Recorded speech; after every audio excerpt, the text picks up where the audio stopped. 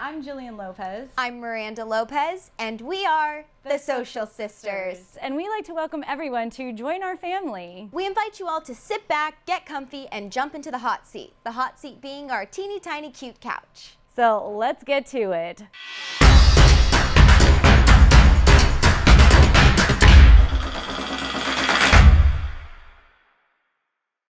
From being a trained ballet dancer to sashaying into RuPaul's Drag Race Season 13, our guest today puts the fab in fabulous. We are here at the Garden in the downtown Las Vegas Arts District before the champagne starts flowing at the weekend drag brunch. But the heels are on, the lashes are glued, and we are so excited to welcome our guest to the couch, Elliott with 2 teens. Hello, how are you guys? Good, how are you?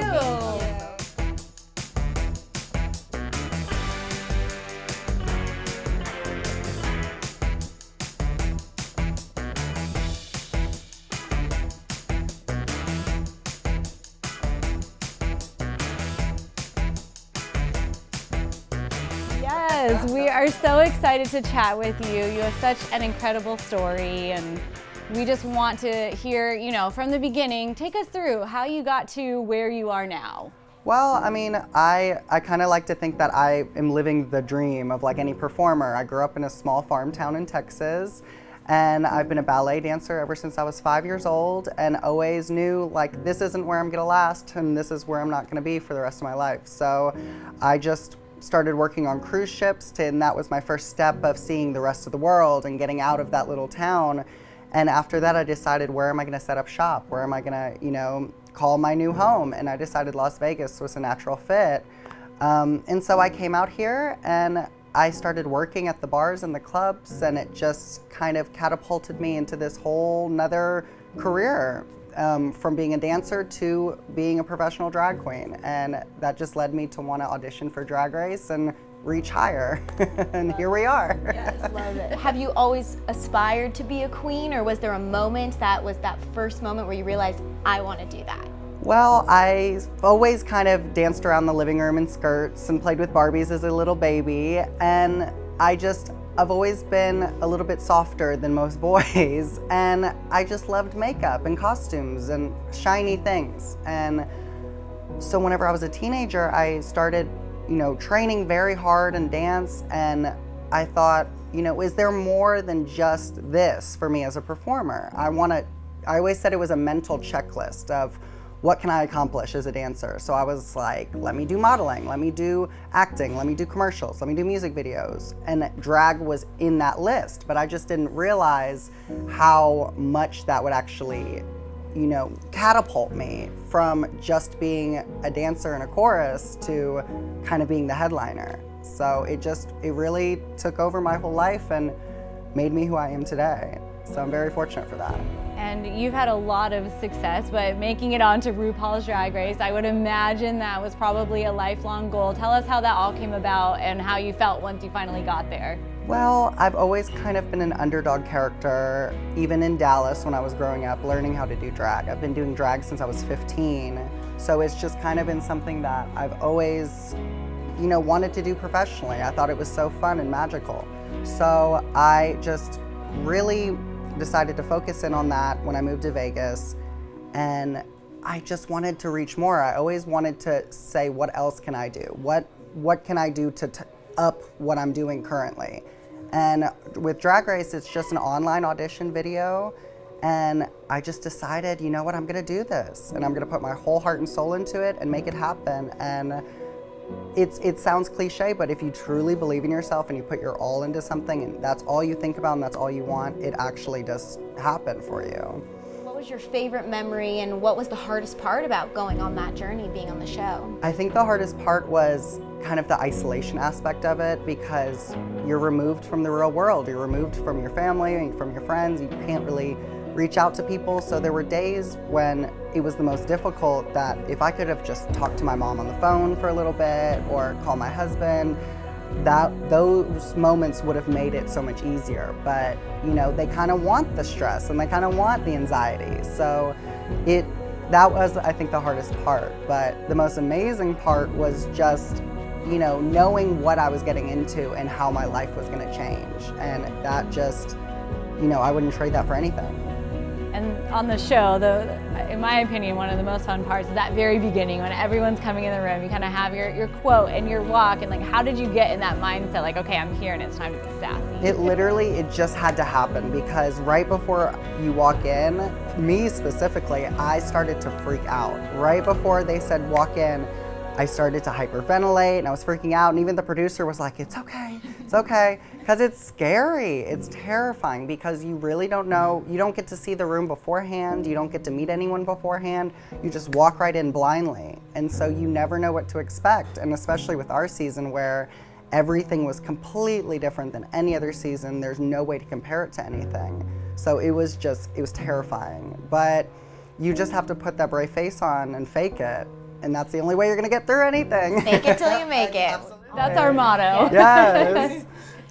Well, let's talk a little bit about back to Las Vegas. You're part of this community out here, and I think Vegas is probably a great place for you to do what you do. But coming from the South and coming from Texas, I'm sure that, you know, some people aren't as supportive. What's it like to be, you know, in that community and kind of a spokesperson as, you know what, like, we're, you know, we can all love each other and support each other? It's really incredible, because I grew up in such a small rural town. It was a town that had one high school, one junior high, and a Walmart, and that was pretty much it. We had a Chili's, but it was because we were on the highway. So, but I mean, I grew up on a farm raising cattle and chickens growing up as a kid, and so this was never anything that would have been accepted or appreciated. And so as soon as I got on the show, people were messaging me that I grew up with. I had teachers messaging me, parents of kids that I went to school with, all just showing so much support, so much love, and it was shocking. I couldn't believe it. And it just really was amazing to be able to go back to Dallas and do shows out there, and people that I would have never expected to come to my shows were there in the front row screaming, and just, it really changed people's perspectives of, you know, who we are and what we do for a living, because it is just a job. We're performers, we're artists, we're not, you know, monsters. And so it really, I think, changed a lot of people's perspectives on what we do and how it's just, you know, it's fun, it's entertainment, and that's all it is. I'm so happy to hear that you've gotten so much support. What do you wish you could tell your younger self back living on the farm thinking it might not happen for you? Oh my gosh, I remember so many nights thinking to myself, like, why bother? And that's just, you know, it's so self-destructive, and it's, you know, even if you don't feel like this is what's right for you, there's so many other paths and journeys that you can take that kind of, you know, run alongside that. And so you have to just remind yourself that you can do whatever you want to do, even if it's not specifically what you want to do. There's other outlets for you, you know, out there. You just have to be willing to search outside of what you have your blinders on for. Because I thought, I'm gonna be a professional dancer, I'm gonna work on cruise ships for 20 years. That's truly what all I had set up in my mind. So drag really wasn't my main focus as a career. But once you kind of take those blinders off and focus on all the things that are yelling at you in the universe outside of just that one thing, you will see, oh, okay, I can do other things and be successful as well.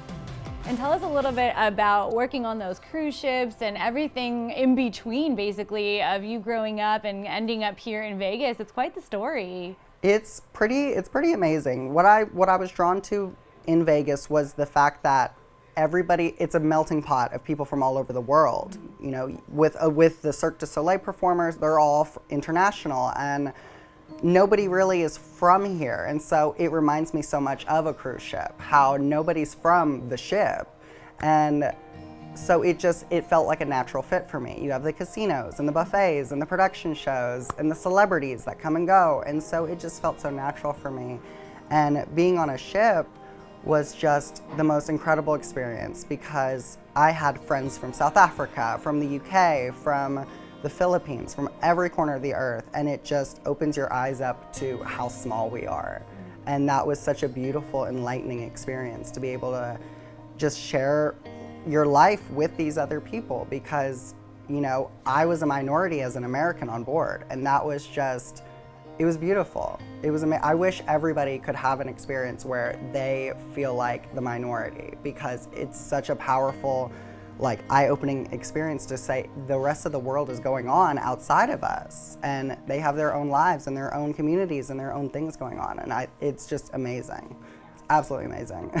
Yeah, that really puts it into perspective. If you're going through something personally and you think, you know what, there's so much more else going on outside and so many other people going through things, and it makes you realize we are just kind of a little speck in the world, but it probably makes you just appreciate everything even a little bit more, right? Well, I mean, like I said, growing up in the farm, I lived so far out in the country we couldn't even get pizza delivered. That's how far out. So I've never had pizza delivered to my house my whole life, and then I moved here, and there's like DoorDash and Uber Eats, and like I couldn't believe that I could have stuff from anywhere delivered to the house. I couldn't believe it. So it's like magical. People take advantage, take that for granted, pizza being delivered. And for me, that was the most magical thing ever. I'm like, they come to the house? Like, oh my God. I wish I could have witnessed that first moment, your first pizza delivery. Oh, it was magical. We totally take that for granted. Oh, yeah. Okay, another question I have. Obviously the hair, the makeup, it's a lot of work, but also physically dancing and singing. How do you stay in shape? And tell us about like how you get ready all the time. I mean, I call it color by numbers now. And so it's just kind of going into autopilot. Whenever I first started doing drag, it took me about 3 hours to get ready. Now it's like 45 minutes to an hour. So I'm very happy about that, because now I don't have to set the entire day aside to get ready. But no, it is a lot. And I think what helps me a lot is having my down days, because my weekends start on like Thursday and they go through Monday. And so those Tuesday, Wednesday days, I don't want to go out, I don't want to see anyone, I want to be a vegetable, and that's it. So I'm very fortunate to be able to have a job where I can sustain myself, but also have those down days, because I know not everybody is able to have days off. So those Tuesday, Wednesday days are my do nothing days, and that's what keeps me going. So you've done the cruise ships, you've done RuPaul's Drag Race, you're performing in Las Vegas. What's next for you? Oh my gosh, I want to do everything. That's what's so difficult, is trying to focus on one thing. I really want to do a lot more commercial stuff. I want to spend a lot more time in LA, and I want to do commercials. I want to do brand endorsements. The Grammys are coming this year to Vegas. I want to be on the red carpet for that. I mean, how fun would it be to have a celebrity be interviewed by me in just like a fabulous frock? I think it's, that's the type of stuff I want to do. I want to commercialize drag in the same way that RuPaul has. I want it to be for everybody and for everyone to see it, and to be beautiful for everybody. I love that, and I think you're on your way, and I think out here in Las Vegas especially, we're so lucky to have this community that's continuing to grow and support each other, and hopefully only go up from here. And just kind of as a final wrap up, coming off of all of your experience and everything you've been through, what's been your biggest just takeaway or something you've learned over the years? Just to really be humble and appreciate what you have. It always, in a moment, you feel like the world is crumbling around you and you just have nothing, but then you have to remember where you were a year ago or even 6 months ago. You have to remind yourself, oh my gosh, I can't believe I'm at this point, because I get this way all the time where I'm just like, why am I not doing better gigs or, traveling more or whatever?